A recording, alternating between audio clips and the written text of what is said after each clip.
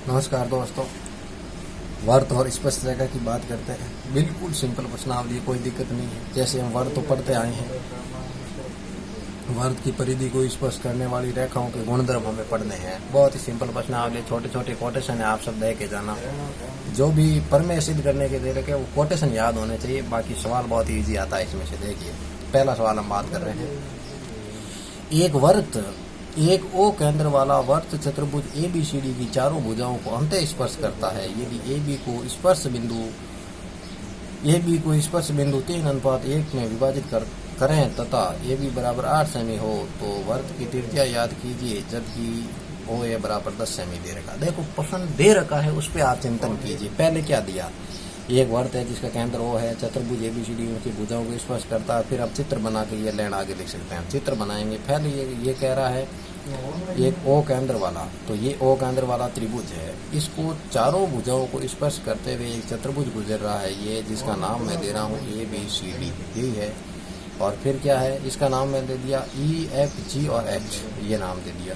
अब देखो, ये AB बराबर टोटल कितना दी है? 8। ये किस अनुपात में विभाजित करती है? 3:1 के अनुपात में। और ये A और O बराबर कितना? 10 सेमी। ये चीज़ है, ये अपन को दे रखी 10 सेमी। जो चीज़ दे रखी है, चित्र बनाना, पहले ये काम करना। ये सवाल 3 नंबर का आता तो 1 नंबर यहाँ मिल जाता आपको आराम से। चित्र का और दी हुई भाषा का ये 1 नंबर आपको आराम से मिल जाएगा, कोई दिक्कत नहीं है। अब जो कहा वर्त बनाने को कहा, वर्त बना दिया। फिर ये चतुर्भुज बनाने को कहा, हमने स्पष्ट कर दिया। O केंद्र का कहा, दूरी का, ये काम कर दिया। अब क्या करना अपन को? जो चीज़ दे रखी वो लिख दी। अब देखो बिंदु E, अब जो बिंदु E है वो किस अनुपात में विभाजित करता? 3:1 में। ये तो प्रश्न कह रहा है। OA बराबर कितना? 10 ले लिया। AB बराबर कितना? 8 है, वो दे दिया। अब देखो, ये अनुपात है 3:X, 3:1 है, तो मैं इनको 3 को क्या मान लूँ? 3X, और इसको मान लो X। टोटल कितना हो गया? EX। देखो, AE और EB, तो 3X ने कितना को 4X, और ये बराबर कितना? 8X। X बराबर कितना आ गया? 1 भाग बराबर 2 आया कि नहीं आया? 1 भाग बराबर 2 आया। तो AE की दूरी कितनी होगी? 3 गुणा 2 बराबर 6 सेमी। और EB बराबर कितनी होगी? X बराबर 2 है, तो ये इनकी लंबाई आ गई। ये देखो, ये कितनी आ गई? अब 6 आ गई, ये बच गई 2, टोटल 8 हो गई। अब अपन को ये वर्त की त्रिज्या ही है, ये याद करना। ये क्या बन रहा है यहाँ पे? ये लंब ही है। यहाँ पर ये लंब है, तो ये क्या बन गया? समकोण त्रिभुज बन गया। समकोण त्रिभुज में क्या लगती है? पाइथागोरस प्रमेय लगती है। पाइथागोरस प्रमेय लगती है। तो इधर देखो, पाइथागोरस प्रमेय से कर्ण का स्क्वायर बराबर आधार का स्क्वायर प्लस लंब का स्क्वायर, OA का स्क्वायर, OE का स्क्वायर, OA का स्क्वायर, OE का स्क्वायर। तो यहाँ देखो, इनका मान 10 दे रखा, इनका मान 6 दे रखा, इनका मान हमें याद करना है। तो ये इनका मान याद करेंगे तो 100 - 36, 64, AE बराबर कितना? 8 से भी होगा। हुआ कि नहीं हुआ? Very simple. कैसा भी सवाल हो, बिल्कुल सिंपल आएगा। चित्र बनाना आपको आना चाहिए, बाकी कुछ नहीं है। पूरी प्रश्नावली में इतने थोड़े बहुत ही सवाल है, और जो भी सवाल बन के भी आता है तो फिर इसी टाइप का सवाल आता है। बहुत ही सिंपल सवाल आता है, ये आप विशेष ध्यान रखना। और प्रश्नावली को स्पष्ट रेखाओं के गुण, जो प्रमेय के उपप्रमेय और कोटेशन है, वो आप याद कर लेना। कोई भी बात अभी करेंगे, अभी किताब लेकर आपके सामने अभी देखिए। दूसरा सवाल की बात करते हैं। आकृति के अनुसार आकृति में PQ और XY समांतर है। ये देखो, ये दे रखा P और ये Q, ये दोनों आपस में क्या है? समांतर है। और XY क्या है? समांतर। समांतर स्पर्श रेखा, इनवर्त की स्पर्श रेखा है। और फिर दे रखा QRT बराबर 30 डिग्री है। तो अपन को याद क्या करना? TSY याद करना, TSY याद। अब देखो, पहले दिया हुआ क्या? ये दोनों समांतर दे रखा, समांतर लिख दिया। ये कौन दे रखा? ये लिख दिया। और ये चित्र बनाया हुआ आएगा तो बना लेंगे हम, कोई दिक्कत नहीं। ये बना लिया चित्र। अब देखो, अब अपन को ये कोण 30 डिग्री दे दिया। ये कोण अपन को पूछ, ये कोण रहा है क्या? TSY पूछ रहा है ना। अब कैसे आएगा? ये देखो, केंद्र से वर्त का व्यास किया। ये पूरा वर्त का व्यास है कि नहीं है? कोई दिक्कत नहीं, वर्त का व्यास है ये पूरा। ये O केंद्र है, ये वर्त का व्यास है। केंद्र से वर्त का व्यास क्या है? RS है, बिल्कुल। OR लंबवत किसके है? ये किसके लंबवत है? PQ के PR के लंबवत है कि नहीं है? भाई, ये PR के लंबवत है।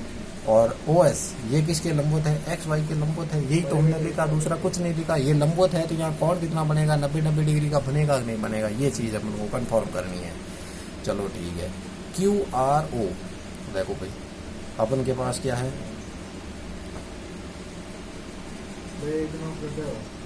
QR कोण अपन को देखना है। ये Q है, QRO, ये कोण 90 डिग्री का हुआ कि नहीं हुआ? फिर QRS, ये रहा देखो, QRS, ये 90 डिग्री का। QRO, ये दोनों 90 डिग्री का है कि नहीं है? दोनों को देखो QRS, QRS ये 90 डिग्री का है, QRO ये भी 90, दोनों एक ही बात कर रहा है, तो दोनों 90 डिग्री के कोण है। जो अपन को कह रहा है वो हम ले रहे हैं। फिर बोल रहा RTS, RTS बराबर क्या हो जाएगा, देखो RTS बराबर हो जाएगा 90 माइनस QRT, जो पसंद में दे रखा है। 90 माइनस QRT क्यों होगा, क्योंकि ये इसके यहाँ पे 90 डिग्री है, ये इसकी परिधि पर है, तो इसका ये कोण का ये माइनस हो जाएगा जो जो निकल रहा है। तो ये हो गया 90 माइनस 30, 90 माइनस 30 कितने हो गए 60। तो TRS देखो ये बोल रहा है TRS बराबर कितना आ गया 60 डिग्री आ गया। RTS बराबर कितना आ गया, RTS बराबर कितना आ गया 60 डिग्री। अपन को पूछ रहा है TRS, क्या पूछ रहा है TRS कितना होगा, TRS ये भी 60 होगा भाई, ये 60 है, ये पूरा 90 है, 90 में से 90 30 गए तो ये भी 60 ही होगा। अब देखो ये क्या कह रहा है, TRS वाई बराबर 90 हो गया, ये बात अपन को कह रहा है। अब ये कह रहा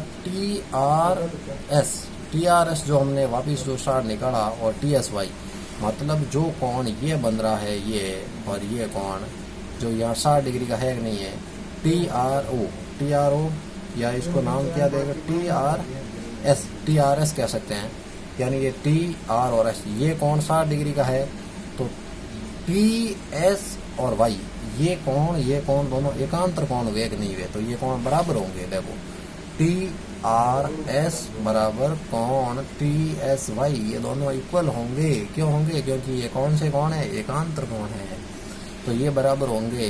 तो ये कोण अपन के पास क्या आया है, RTS बराबर कितना था 60 डिग्री था, तो ये भी कितना होगा 60 डिग्री होगा। इस प्रकार इस सवाल में मेहनत करनी है, कैसे ही करके मतलब अपन को एक 90 डिग्री आने के बाद हम इस सवाल को आप कई तरीके से कर सकते हैं, लेकिन लिखने का अंदाज इस प्रकार से होना चाहिए कि भाई 90 माइनस ये करना है।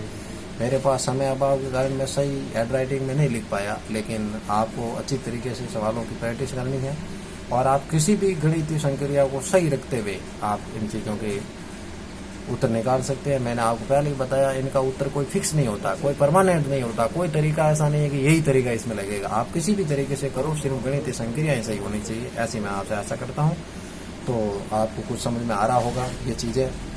अब आपको मैं एक बात बता रहा हूँ, आप इनकी इस प्रश्नावली की परमेय और उप परमेय के कोटेशन याद कर लीजिए, जो दे रखे है ना कोटेशन, वो सारे आपको क्या करने हैं, याद करने हैं, वो आपके काम आएगी। जैसे कोटेशन है, ये कोई रेखा जो वर्त है, वर्त के केंद्र से स्पर्श रेखा के बीच में जो ये दूरी है लंबवत है, ये इसकी मान लो जीवा पर जो रेखा पड़ती है यहाँ पर, ये जीवा की लंबाई ये भी है, इसको मैं D मान लूँ, ये O है, तो AC बराबर क्या होगा CB होगा। ये ऐसी कुछ ऐप ऊपर में दे रखी है, वो ऊपर में आप सारी क्या कर लो, याद कर लो, इस प्रश्नावली में बहुत काम आएगी और इन फ्यूचर आप साइंस लोगे तो भी बहुत काम आएगी।